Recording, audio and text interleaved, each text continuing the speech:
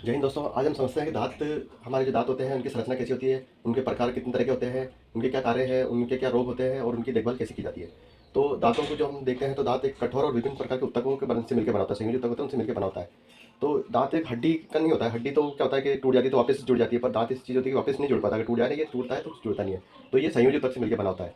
दांत हमारे पाचन तंत्र का एक खास हिस्सा है। सबसे पहले हमारा जो भोजन करते हैं, मुंह में लेते हैं, तो सबसे पहले दांत ही इसको काटते हैं, पीसते हैं, छीलते हैं। उसके बाद ही वो वापस फिर निकलने लायक होता है और वो हमारे शरीर पाचन तंत्र में जाता है, गले में आता है। तो सामान्यतः मनुष्यों में 32 तरह के दांत होते हैं, 32 दांत होते हैं सामान्यतः मनुष्यों में ना। इनकी संख्या 32 होती है। अब दांतों का स्ट्रक्चर अगर हम देखें, दांतों की संरचना, तो दांत हमें ये दिख रहा है, इस टाइप से दिख होता है। तो दांत में सबसे पहले जो ऊपर का हिस्सा होता है वो क्राउन कहलाता है, और जो नीचे का होता है वो जड़ कहलाती है, इसको रूट कहते हैं हम, और जो बीच में होता है वो नेक होता है ना। अब इसमें क्या होता है, सबसे ऊपर जो हमको चमकीला और कठोर भाग दिखता है, ये सफेद रंग का, वो होता है इनामेल। ये हमारे शरीर का सबसे कठोर भाग है और बहुत कड़क होता है ये। और उसके बाद जो नीचे दिख रहा है आपको, ये ग्रीन कलर में, ये ग्रीन एक्चुअल में ये येलो कलर में होता है। मेरे पास येलो कलर नहीं था इसलिए मैंने ग्रीन में शो करा है इसको। ये येलो कलर का होता है जिससे हम डेंटाइन कहते हैं। ठीक है। ये ठोस होता है ये, और इसको स्ट्रक्चर बना के रखता है दांत दांत को, और इसमें एक ठोस संयोजक तक का बना होता है ये भी। और जो ये नीचे इसके बाद में जो विसल्स दिख रही है आप, ये तंत्रिका दिख रही है, पल्प कहलाता है। इसमें ब्लड की तंत्रिका होती है, ब्लड वेसल्स और नर्व्स होती है, जिससे हमारे को इसमें दांतों को न्यूट्रिशन मिलता है, विटामिन मिलते हैं और ऑक्सीजन की सप्लाई मिलती रहती है ना।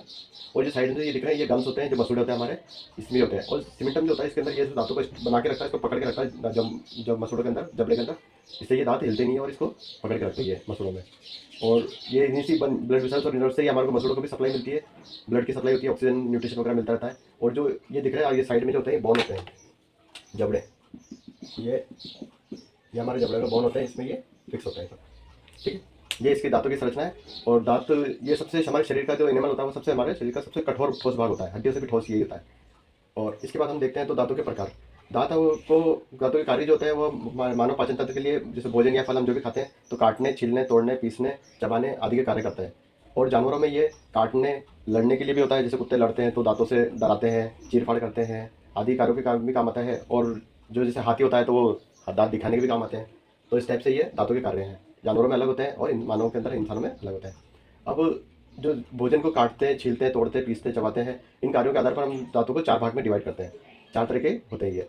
सबसे पहला होता है कृंतक। कृंतक जिसे होता है इसमें काटने वाले, जिसमें इंसाइजर भी बोलते हैं, है ना। ये इन दांतों का कार्य भोजन को काटने का होता है, काटने का होता है, और आगे की ओर निकले होते हैं। ये दांत जो हमारे फ्रंट में जो 4 दांत होते हैं हमारे सामने दिखते हैं, ये जो ब्लू कलर के दिख रहे हैं, इंसाइजर होते हैं ये। और ये थोड़े अंदर की तरफ से ऐसे झुके हुए होते हैं, अंदर की तरफ में। और इनका काम होता है भोजन को सबसे पहले काटने का काम होता है इसका। 4 ये ऊपर होते हैं, 4 नीचे की तरफ होते हैं, तो इसकी कुल संख्या हो गई 8। दोनों जबड़ों में, ऊपर और नीचे दोनों जबड़ों में मिलाकर ये 8 होते हैं। ठीक है। इनको कृंतक बोलते हैं। और जो दूसरे होते हैं वो रत्नक होते हैं। रत्नक को उनका कैनाइन भी बोलते हैं। ये दांत नुकीले होते हैं और भोजन को फाड़ने, तोड़ने और छीलने के काम का उपयोग में लेते हैं इनको। इनकी संख्या ऊपरी जबड़े में 2 और नीचे जबड़ों में 2 होते हैं, यानी कुल 4 होते हैं। ये जो आप देखें ग्रीन कलर के जो दांत होते हैं, ये होते हैं कैनन। जिनका काम सिर्फ हमारे जो किस छीलते हैं, किसी चीज़ को फाड़ते हैं, उस चीज़ में काम आता है। और इनकी संख्या नीचे के जबड़े में 2 होती है और ऊपर के जबड़े में भी 2 होती है, यानी कि कुल मतलब हमारे 32 दांतों में ये सिर्फ इनकी संख्या सिर्फ। ठीक है ना। और अब उसके बाद आता है ये अर्धचौड़क। अर्धचौड़क जो जिसे प्रीमोलर भी कहते हैं हम, जिसका काम होता है भोजन के टुकड़ों को कुचलने का और उसको चबाने योग्य बनाने का काम होता है। इसकी संख्या जो आप देख रहे हैं रेड कलर की, जो दो दांत इधर होते हैं, 2 इधर है। तो ये नीचे के जबड़े में 4 होंगे और ऊपर के जबड़े में 4 होंगे, प्रीमोलर। जो इनकी कुल संख्या इसकी हो गई 8 होते हैं। ये 32 में से 8 दांत ये होता है प्रीमोलर। उसके बाद आता है चवणक। जो मोलर होते हैं, ये दांत भोजन को चबाने का काम, फाइनल जो होता है स्टेज पे जो हम चबाते हैं, और 90% जो भोजन को जो चबता है वो इन्हीं दांतों की वजह से होता है।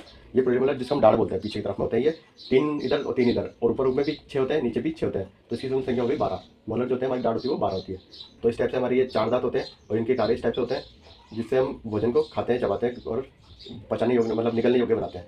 तो मोलर जो होंगे वो सब कुल मिला के 12 होते हैं। प्री मोलर जो होंगे वो 8 होते हैं। कैनाइन जो होते हैं वो 4 होते हैं और इंसिजर होते हैं वो 8 होते हैं। इस टाइप से टोटल मिला के ये हमारे 32 दांत होते हैं। तो इस टाइप से ये हमारे दांत के प्रकार हैं। अब हम दांतों के जो रोग होते हैं उनको हम समझते हैं। तो पेरिडोन्टाइटिस जो होता है, ये पायरिया जो किसी को हम कहते हैं, इसको, ये दांतों का एक गंभीर रोग है। सबसे बड़ा रोगी ये होता है दांतों में। इसके अंदर क्या होता है, बैक्टीरिया में दांतों में जमा होते हैं धीरे धीरे, और फिर मसूड़े, जबड़े की हड्डियों को गलाना शुरू कर देते हैं, उनको बिल्कुल नरम कर देते हैं, बिल्कुल गलने जैसी हो जाती है, इनमें पस पड़ जाता है और इनमें सूजन आ जाती है, दर्द होता है, दांत हिलने लगते हैं और दांत टूट जाते हैं। ये लक्षण होते हैं इसके अंदर, पायरिया के अंदर। सबसे बड़ी बीमारी दांतों की यही होती है। इसके अलावा जो होती है वो दांतों में संवेदनशीलता, जैसे दांतों में हमने कुछ भी खाया पिया, ठंडा गर्म जो भी लगा, तो उसके कारण हमें एकदम से झंझनाहट होती है, संवेदनशीलता, जिसे कैविटी भी बोलते हैं। और दांतों का रंग जो होता है वो पीला पड़ना। तो ये दांत जो होते हैं ये पीले पड़ने लग जाते हैं हमारे दांत, है ना। और दांतों का फोड़ा होना, मसूड़ों का रोग होना, मसूड़े बिल्कुल दर्द करते हैं, फूल जाते हैं, और सूजा हुआ जबड़ा जो होता है, या ऑर्थोडेंटिक सिस्मेंट जो होता है, जिससे मतलब दांत टेढ़े बाके होना, उनका आकार में परिवर्तन हो जाना, इस तरह से ये रोग होते हैं। और ब्रुक्सिज्म होता है जिसके अंदर हमारे दांतों को, जैसे सोते हैं बच्चे या बड़े भी होते हैं, वो दांत पीसते हैं, उनको दबाते हैं, इसका ये रोग होता है। और सूजा हुआ जबड़ा और प्लाक या टार्टर, इस टाइप से ये हमारे जो होते हैं, इसको हम समझते हैं कि ये बीमारी किस टाइप से होती है।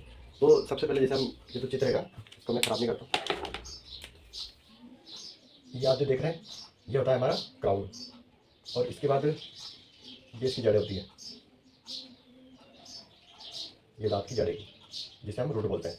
ठीक है, अब इसके अंदर ये येलो कलर का जो होता है, ये येलो येलो भाग होएगा, ये होता है हमारा डेंटाइन।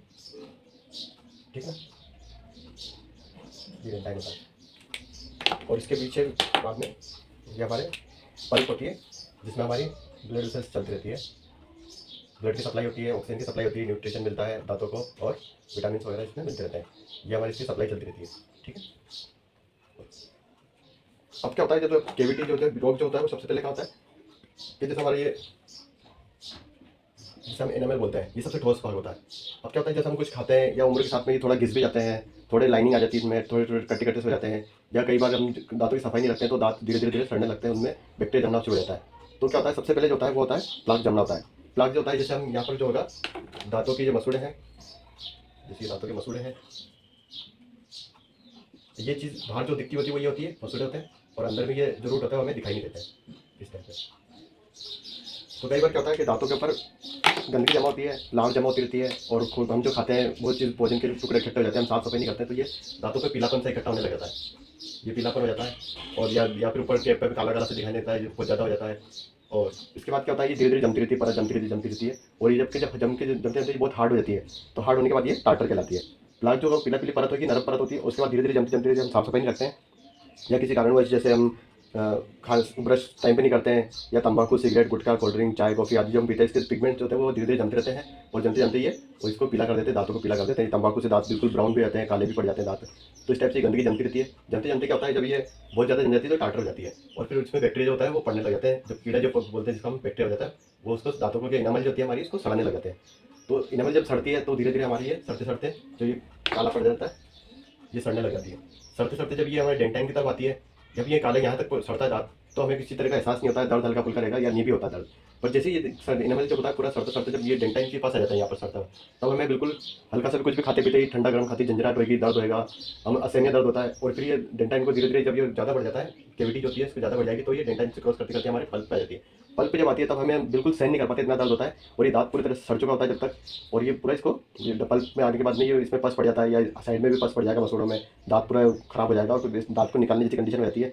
या फिर इसको रिपेयर करते हैं तो सबसे पहले इसमें पेस्टिंग करेंगे, या इनेमल अगर खराब होता है तो शुरू में हमें पेस्टिंग करा लेते हैं, इससे ये दांत बच जाता है हमारा।